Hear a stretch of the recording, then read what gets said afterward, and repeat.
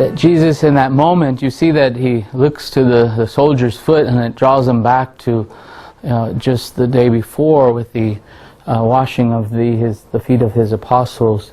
But even there, as he's doing that action, he's encouraging them. He always looks to encourage us in this journey, not to lose sight. For we know as he in that scene, as he says, which is taken really here from Matthew 5:11-12, "Blessed are you when they insult you and persecute you and utter every kind of evil against you because of me. Rejoice and be glad, for your reward will be great in heaven." And sometimes when we read that and we're hearing insult, persecution, evil against me, I'm thinking, I don't know where that's rejoicing and being glad. And anyway, if we stay just kind of at that moment and just see the pain and the suffering, it's hard to find the rejoicing in it. But the rejoicing and gladness is not in the pain and suffering we're enduring. It's the reason why we offer that sacrifice, the reason why we put our faith and trust in Jesus. It's about this, where we're being led. That Christ is assuring us He's with us at every step of the way.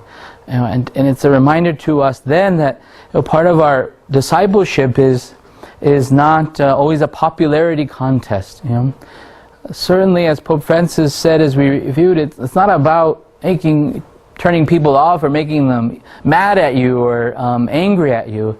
It's not about sharing the gospel in a way that turns people off. But because we are called to live the truth and speak the truth, even if we do it with love in our hearts, it's not going to always be accepted by the world. Just like the message of Jesus was not always received in His time, in His day, and actually led to His death. And so in our own life, these things will at times happen. But once again, do we still live out our discipleship, or do we kind of hide it in those moments? We're called to offer that sacrifice to Him. The gospel, again, is not easy, it's not simple. But there's always, the joy of it is in the promise of salvation. Really, why are we here? Why are we recreated? Some of you who know the great Baltimore Catechism, right? What does it say? Why were you created? Love and serve God. Right. To know Him in this world, to be happy with Him in the next. Is my life about loving? Is my life about knowing and serving God? Personally, I feel like I'm called to, well, of course, to have better relationships with people, the seminarians, the parishioners from my parish, just people, my friends, family. I feel just hearing homilies and from your Lenten mission, I felt this draw to. I felt like God was telling me, have better relationships with other people. So we have a question for us to reflect on this afternoon. How has your Lenten sacrifice brought you closer to Jesus' own sacrifice? And how has that sacrifice brought you closer to the Easter sacrifice? Who would like to begin? Wow, great question. So this Lenten season, I thought I was starting with giving up a couple of the traditional things, such as red meat, and I thought I'd give up some social media because I thought that was a little bit more challenging to do. And somehow in the process, I have pretty much given up my iPad. Not quite sure how that's happened. Probably because I've kind of given up the games at the moment. I think that's what drew me the most. But so that was kind of the process of what I was giving up. But for me, Lent is really more about what are the things that I like to start. What are the things I like to accomplish? And so I came across the prayers of St. Bridget, the 15 prayers of St. Bridget, and that to me is brought me closer on understanding the sacrifice of Christ. It's like walking the 14 stations of the cross, and just being on that journey with Jesus, and hearing the words that He uses, and it's very powerful when you hear those words or you're reading them, and Jesus says, "My God, why have you forsaken me?" It's kind of this awe-inspiring moment where you've had a bad day, and all of a sudden you kind of feel like you're that person in that moment, and so you start to feel those sacrifices of Christ in your life. And so I've kind of considered the consequences of what's happening through that journey. And so instead of going from the questions of what's damaging in my life, I find the vulnerability of it all and try to put in the questions of what's the positive of what's happening in my life, and how can I make that part of my prayer to become closer to Christ.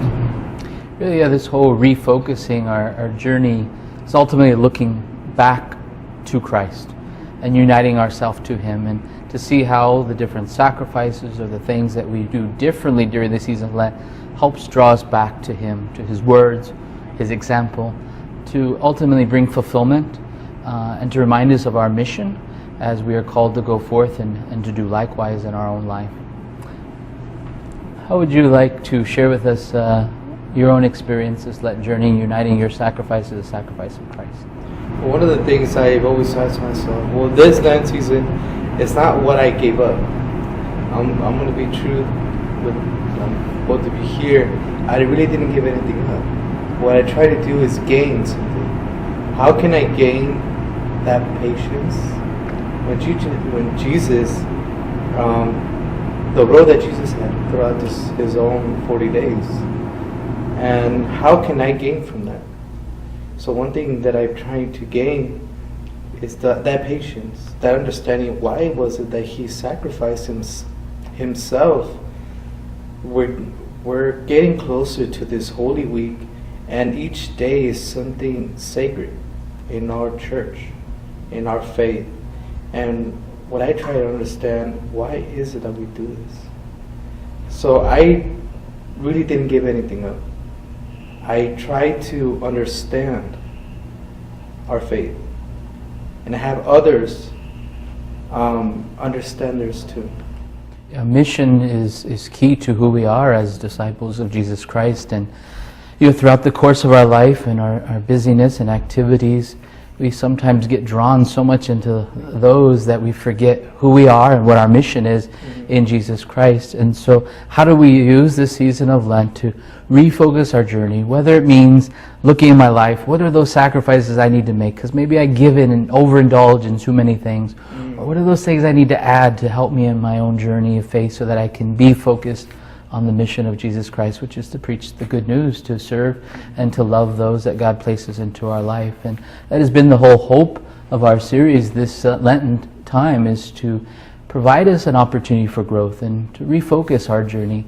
And as we enter into these most holy of days, as we enter into the Easter Triduum, I pray that each of us may give time to really reflect on the sacrifice that Jesus Christ made on the cross for you and for me, and how are we living out a life that reflects that mission as we go forth to be His disciples, to love and to serve as God, our Lord Jesus Christ, has commanded us to do. And so it is our prayer here at the Pastoral Center that each of our parish truly celebrate this Easter Triduum, the Easter resurrection, and to live our lives full of hope and new life. Thank you for joining us.